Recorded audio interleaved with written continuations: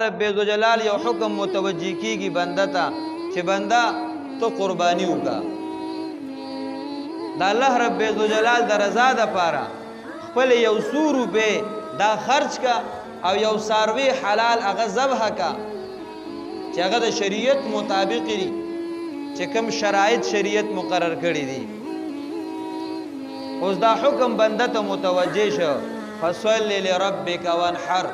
الله رب ذوالجلال فرمایل چې د خپل رب د پاره ادایګي د منظمو کا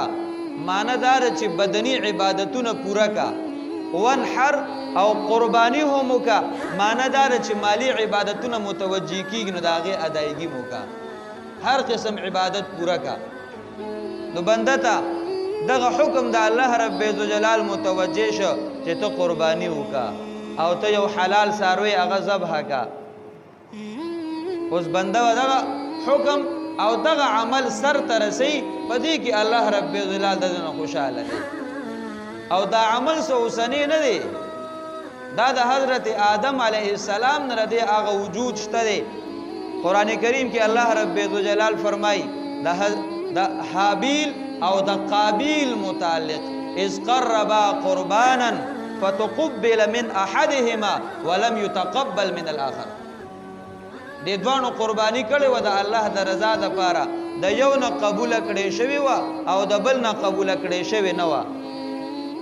هغه تفصیلی مشهور واقعه ده د دوانو رونو په منځ کې اختلاف راغلو د دوانو رونو په منځ کې اختلاف راغلو قابیل را پاسه د حابیل قتل کړو او حابیل وته ویلو چې انما يتقبل الله من المتقين الله د متقینو نه قبلې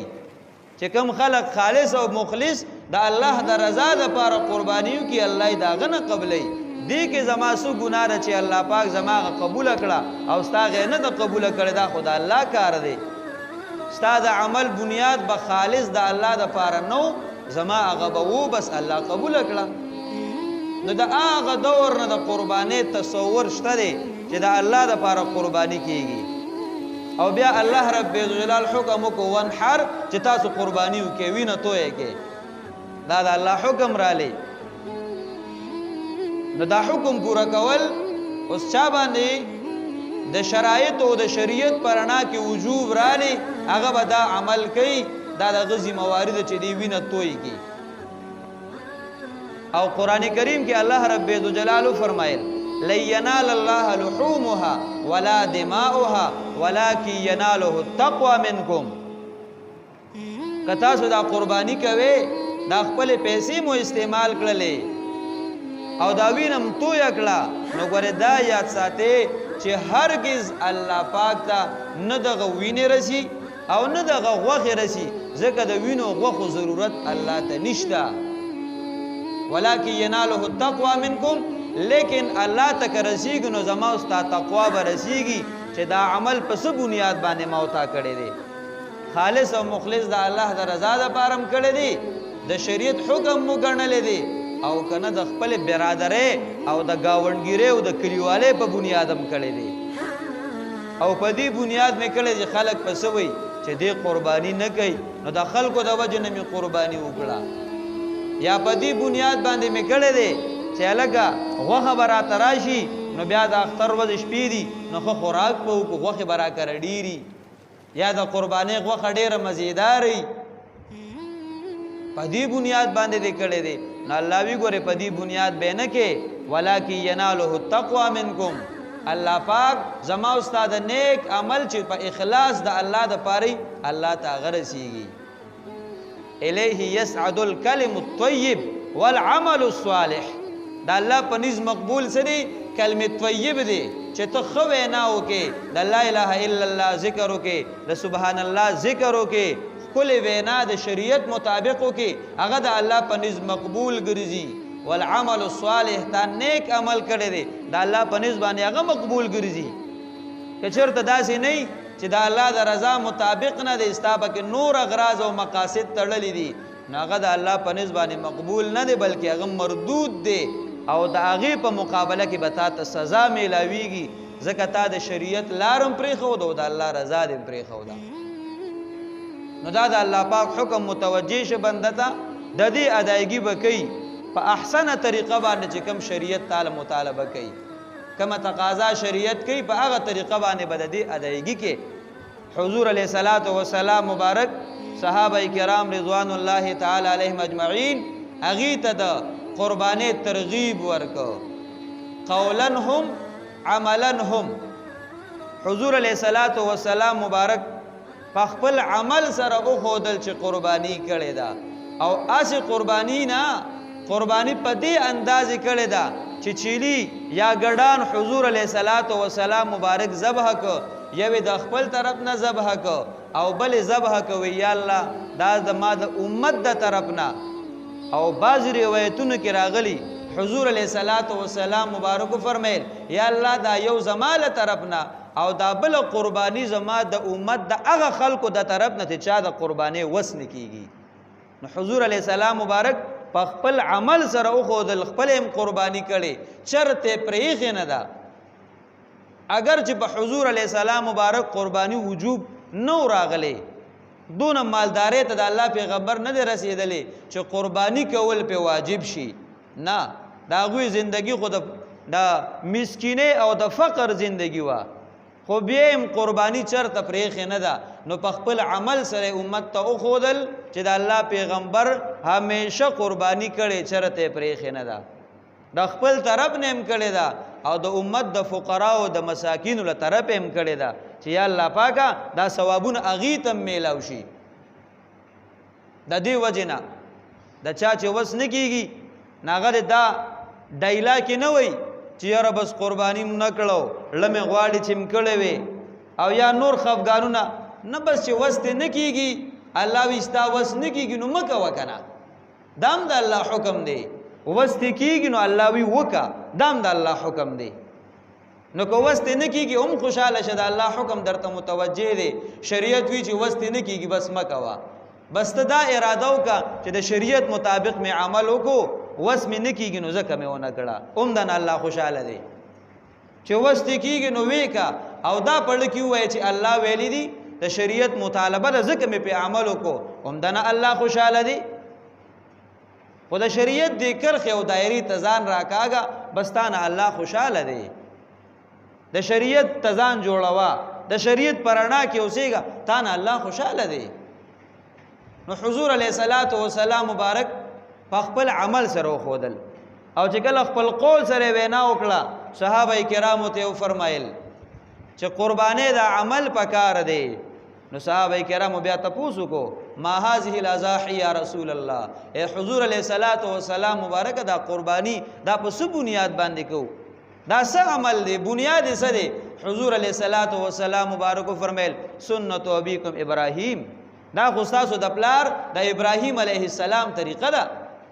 د خپل بچی د هغې قربانۍ له تیار شوي الله ګډ را لېږلی دی، هغه طریقه شروع ده د ابراهیم علیه السلام. نو دغه عمل به تاسو هم کوئ، دا قربانی به کوئ. بیا صحابه کرام رضوان الله تعالی علیهم اجمعین د حضور علیه الصلاۃ والسلام مبارک د پوسو کو حضرت زمونږ د پاره په دې قربانۍ کې څه ثواب دی،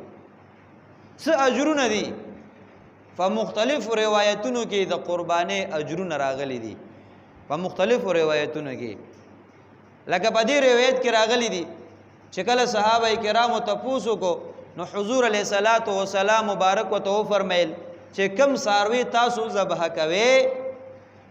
د هغې په یو یو ویښته تاسو ته نیکي میلاویږي، بکل شعرة حسنة، په هر یو ویښته تاسو له الله یوه یوه نیکي درکوي. نو ستاسو څه خیال دی په څاروي باندې به 100 ویښته یي که نه؟ که نه ډېري بې شمېره یي که نه؟ د چا د شمېر طاقت خو د هغې نشته، بې شمېره یي. نو تاله الله پاک بې شمېره نیکۍ درکوي. دا په دې قربانۍ د څاروي بدل دا شه، تا څاروی ذبح کو الله پاک په یو یو ویښته تاله یوه یوه نیکي درکړه. نو بیا صحابه کرامو تپوس وکړو حضرت چې په بعضې څارو باندې خو ویښته او بعضې څاروي لکه ګډ به والو نو په هغې خو ویښتان نه په هغې باندې خو وړی. حضور علیه الصلاۃ والسلام مبارک وفرمیل د وړې د ویښتو په اندازه چې والي نو الله پاک تاسو له اجرونه او ثوابونه درکوي او تاسو له په هغې باندې نیکۍ درکوي. نو ګوره یو عمل تا کړی دی تعالی الله پاک بشمیره نیکې درکړي او کو څوک وي چې د شمیر دي نو موږ به ورته سرمن خوره کو دې د شمار کی بشمیره نیکې د الله رب ذوالجلال په یو عمل درکړي ادا په یو روایت کې راغلی بل روایت کې راغلی دی حضور علیه الصلاۃ والسلام مبارک فرمای چې دا ساروی په ورځ د قیامت په دا راوستلی شي د دې دا اډو کی دا پلی دا څومره اجزا چې دي دا ټول به الله حاضر کی او د قربانی کوون کې د نیکو په چابړې کې به الله پاک واچي دا بستا د نیکو په چابړې کې په نیکو کې به تللی کېږي نو ګوره دا د ویښتو هغه ثواب د جدا شو او په نیکو کې د دې هغه تلل هغه د جدا شو او حضور علیه الصلاۃ والسلام مبارک بل روایت کې فرمایلی دي چې دا ساروی به د قربانی کوون کې د پاره په ورځ د قیامت د سورلې کار کوي په دې باندې به دې رواني د پاسه به پیناستې سورلی به کوي او حضور علیه الصلاۃ والسلام مبارک فرمایل چې قربانی کم بنده کوي او د په خپل ساروی باندې چاړه راخکلا د دې دا وینې زمکه ته رسیدل نه ده او د الله پنځ دا قبول شوی دی دا د قبولیت مقام ته رسیدل دی او حضور علیه الصلاۃ والسلام مبارک فاطمه الزهرا رضی الله عنها تو فرمایل اے فاطمه رضی الله عنها چې کله قربانی کې د خپل قربانی ته حاضری کوا ولې په دغه ټیم کې الله د بخشش اعلان کوي بنده د مغفرت اعلان کیږي او انعامونه او اجرونه او ثوابونه وته ملاویږي نو اے فاطمه رضی الله عنها دغه موقع باندې حاضری کوا نو ګوره عمل دی یو کړی دی او څومره اجرونه او ثوابونه ته ملاو شو نو حضور علیه الصلاۃ والسلام مبارک په خپل قول سره خپل امت ته خودل په خپل فعل سره امت ته خودل چې د قربانې د عمل پکار دی او بیا د هغې فضیلت مت ذکر کو چې څومره اجرونه او ثوابونه پکې الله ګدلی دي او چې څوک یې نه کوي نو حضور علیه الصلاۃ والسلام مبارک فرمیل مو وجد سعه څوک چې طاقت لري چې دی قربانی وکي خو دی قربانی نه کوي نو حضور علیه الصلاۃ والسلام مبارک فرمای دی د هرگز زمون عیدګاه ته ناراضي ځکه د دو وس کیږي او دی قربانی نه کوي نو حضور علیه السلام مبارک د خپل عیدګاه نه وشړو دا څومره لوی محرومتیا ده تا به 15,000 او د 20,000 اسره کړي چې مال به دا پیسې بچت شي و د هغې په وجه د الله پیغمبر د خپل عیدګاه نه وشړلې وی زما عیدګاه ته مه راځه زما سره په مونځ کې مه شریکېږه زما سره په دعاګانو کې مه شریکېږه او چې کله صحابه او د الله پیغمبر ته فرشتې راځي او د مغفرت اعلان کیږي نو ته پکې مونږ سره مه شریکېږه نو به الفاظ دیگر د کامیابۍ د ځایونو نه وشړلې وي زمونږ خواله مه راځه دونه اهم ده دا قرباني چې ثوابونه او اجرونه خو ځان له خو دا څومره محرومتیا بنده ته حاصل شو دا څومره لوی نقصان کې پرېوته چې د الله رب الجلال پیغمبر د خپل عیدګاه نه وشړلې د مونځ نه وشړلې د دعا نه وشړلې د مغفرت اعلان کیږي د هغې نه وشړلې د فرشتو حاضری کیږي د هغې نه وشړلې د الله پاک د مغفرت اعلان کیږي الله فخر کی په دې بندګانو د هغې نه وشړلې او دا تاسو نه دی کړي قربانی دی نه دی کړی تا قربانی نه ده کړې نو دومره لوی تاوان کې پرېوتې د دې وجه نه چاله چې الله وسعت او طاقت ورکړی دی نو کوشش ته دا وکړي چې دې قرباني وکړي چې د اجرونو او د ثوابونو مستحق مو ګرځي او د دې محرومتیا نه بچ شي اوس خو به ما او تعالی غوندې اسره وکړو خو لوی نقصان کې به پرېوځو لوی تکلیف او مصیبت کې به پرېوځو نو دنیا دې اسم په نقصان کې ده ځکه د الله حق چې د چا سره متعلق او دې نه ورکوي داغه د مال نه الله برکت ختم کی نو دغه مال د پلاسم ناراضي پکار ناراضي دغه مال او دویم نمبر د آخرت په څومره نقصاناتو کې پرېوتی نو دنیا کې هم تاوانی شوي او په آخرت کې هم تاوانی شوي